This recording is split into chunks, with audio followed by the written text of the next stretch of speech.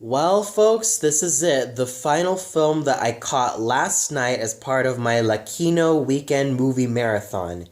And this is a review of the Mexican psychological thriller film Plastico, which was directed by Ricardo Soto and was also written by him. And it was produced by Hannah Hoffman and Carla Bucantz. The cinematography was done by Miguel Fetina, and it was edited by Ricardo Soto.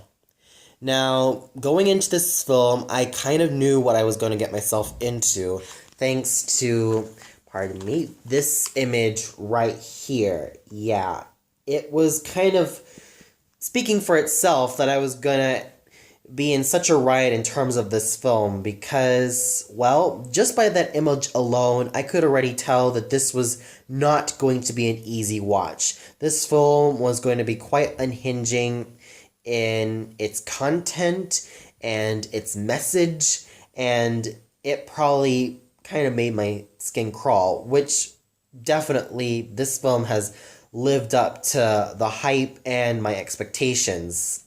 So, with that said, let's get into the story, the cinematography, music, characters, and acting. So, the story involves the lives of two siblings, or in this case, long lost siblings, Ana the sister and Leo the brother. Now, they have been, well, distant from each other for quite some time after the death of their father, in which their father basically asphyxiated himself with a plastic bag in a bathroom, and, well, his life ended up slipping away. Thus, the name of the title, Plastico, because, well, of some unknown reason. And nowadays, they are living their own separate lives, with Ana being a prostitute and Leo jumping from job to job, only to be comforted by his dog Martin. And, well, that's pretty much it for the story. But at times, there were definitely some problems in the story. There are times that I don't really see what are the motivations for each of these characters. What keeps them alive? Why did their father commit suicide? Was he depressed over the divorce of his wife? Whatever happened to their mother? And whatever happened to Leo and Anna when they were growing up during their childhoods? Or whatever happened to them after the death of their dad? How did their education end up? How were they as kids growing up? We only get glimpses in terms of the flashbacks, but never anything deeper. But I will say this, at least this film does make a great use of its atmosphere. There is minimal to no dialogue that is found in this film, meaning this film does have a sense of quiet and just a sense of a naturally unhinging nature, and it does make this film all the more atmospheric, yet all the more daunting, disturbing, and quite disquieting to watch. And I won't spoil the ending, but the ending is rather disquieting, as it really does, well, state the loss of their lives. So, this film, in terms of its message, its story, and just its overall content, was unhinging, disquieting, and, well, quite a thrill in its own special way, and it did live up to its own hype. And then we get to the cinematography. I thought the cinematography was quite well done, though at times it can be quite sleazy and it makes your skin crawl, which definitely did a pretty good job at making my skin crawl. It lived up to its sleaze and its disquieting nature that every moment in this film starts to feel rather uncomfortable. It's like I almost can't get a breather save for a few scenes. Like the scenes where I can get a breather are with um, Anna and her probably lesbian girlfriend who ends up saying that she's no longer lesbian but ends up, well, married to a client. And then we have another scene with Leo and his dog Martin, and even a scene with their father playing along with Leo and Anna as kids. I felt like those were the moments where it can be quite calming. But other than that, I thought that the cinematography really did know how to put some sleaze into this film, which also does reflect the lonely lives that Leo and Anna lead. And of course, I'm going back to the story every single time because this story does have a message. These two have lonely and very uncomfortable lives that they're dealing with growing up after the death of their father and their mother. So basically, they're pretty much orphans with probably no uncle, no auntie to raise them. It's like they have to survive on their own. It's like with their lives, it's a dog eat dog world.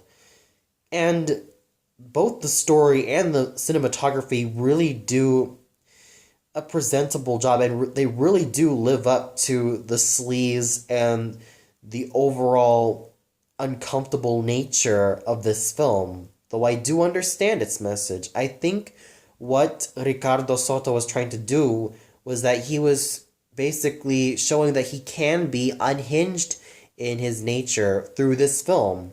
He's trying to dig through the darkest recesses of the human mind, thus being shown and thus being, well, engendered in this film. And now we also get to the music. The music is very minimal, with some uses of certain tones that can be quite scary at times, but the music throughout is mostly minimal, using a great amount of atmosphere and a great amount of quietness and a great amount of silence that really makes this film even, like I said, even more disquieting and quite, well, quite unhinging in its message and in terms of its overall mood. And then we get to the characters. Now, talking about the characters is basically talking about Leo and Anna, who are basically like empty shells trying to look for meaning in their lives, but one way or the other, they end up getting a lot of crap thrown at them. So let's start off with Leo the brother. Now, not much is known about Leo, except for the fact that he gets he gets fired from every job, and especially his most recent one, working in a factory, a plastic factory.